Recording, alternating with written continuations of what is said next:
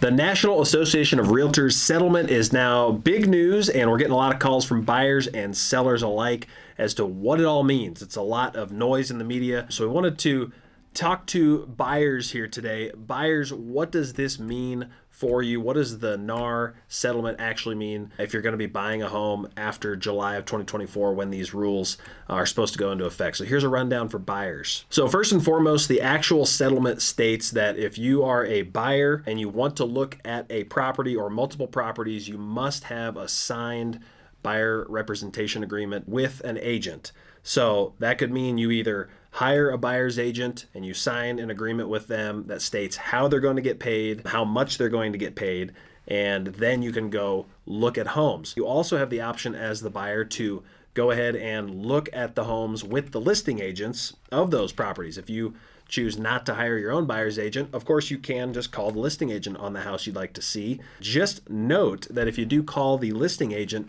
they are currently working in the seller's best interest. They are the seller's agent. So you do not have representation in that instance, so just be aware of that. So naturally, we've been getting a lot of questions around how, if I'm a buyer, do I still have representation, but I don't pay out of pocket to pay my agent? Well, it's a great question. And this is where we're waiting to see where the free market effects are going to come into play. But most likely, we are predicting that a lot of sellers will, in fact, offer some form of a concession or buyer agent cooperative commission still, even though they cannot any longer advertise that on the MLS listing. Sellers can still absolutely, per this settlement agreement, sellers can totally pay your buyer's agent if they choose to do so. So it's just more negotiable and transparent up front. So if you do want representation, which of course we do recommend, so you've got somebody in your corner, lots of times we're finding that the seller's still going to be willing to pay your buyer's agent directly or give you a buyer concession at closing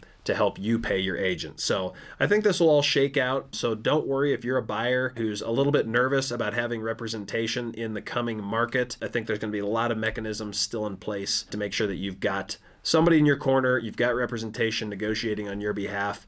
And we here at the Mullenberg team are here for you. We do specialize working with buyers. We've won over 75 bidding wars in our time here in Northern Colorado. So we really know the ins and the outs, and we know how to negotiate on your behalf to get you the best deal and to get you the best repair agreements on inspection and make sure that you're covered, make sure that there's no foundational issues, inspection issues with the home that are going to be a big surprise. So if you have any questions, reach out. We're here to help give clarity around what's going on in the new real estate market with the new NAR settlement. So buyers, when you sign a agreement with an agent to be your buyer representative, you will have to be prepared to pay that agent at closing if the seller does not pay your agent. So this is going to be a case-by-case basis.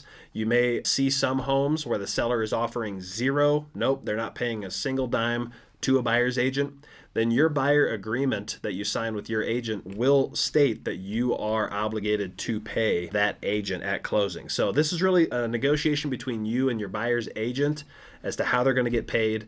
And just know that if you fall in love with a house where the seller is not offering anything to your buyer's agent, then you need to be prepared to work something out with your agent directly to pay them.